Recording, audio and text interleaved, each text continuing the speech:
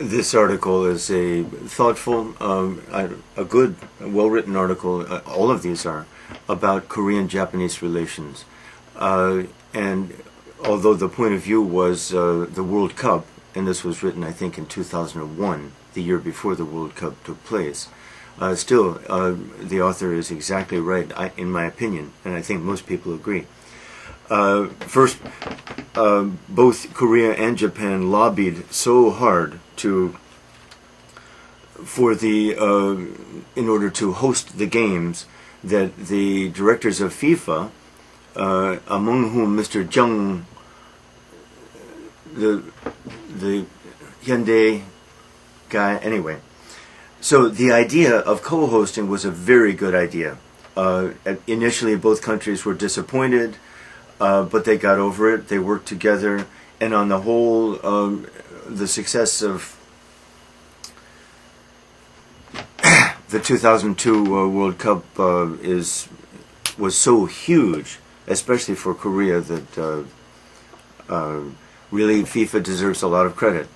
Now, whether relations have improved or not remains doubtful. According to this author, and I think he's right, until, from the point of view of Korea, of course. And by the way, this should not be treated as Korea is angry at Japan, Japan is angry at Korea. No. Korea is angry at Japan. Japan has no right to be angry at Korea. Over what? Comfort women? No. Japan's not angry at Korea. Korea's angry at Japan. This is not some dispute. Japan's position is indefensible, as morally indefensible. They conquered, they misused and abused, and they should say they're sorry.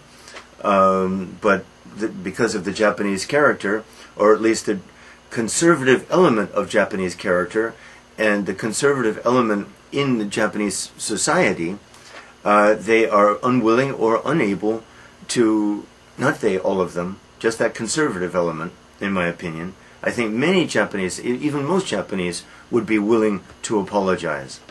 But that conservative element, I don't know much. Just an opinion that's not worth much, maybe. Disables them, makes them unable to make that final step of apologizing for the comfort women and for atrocities, medical experimentation, and some terrible things.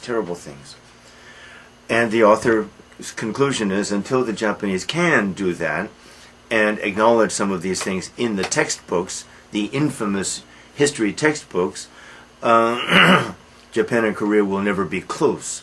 Well, that's a very good conclusion, a very intelligent conclusion, and I would say indisputable. Time, however, has produced a gradual de-intensification of that dislike. But I hope I've clarified some things if they need clarifying. This is not Japan angry at Korea. What reason does Japan have to be angry at Korea? No, Korea angry at Japan. And that's number one. And number two, this gradual but very slow de-intensification of hostility felt by Koreans toward Japanese. I had another idea, but I've lost it. So, sorry.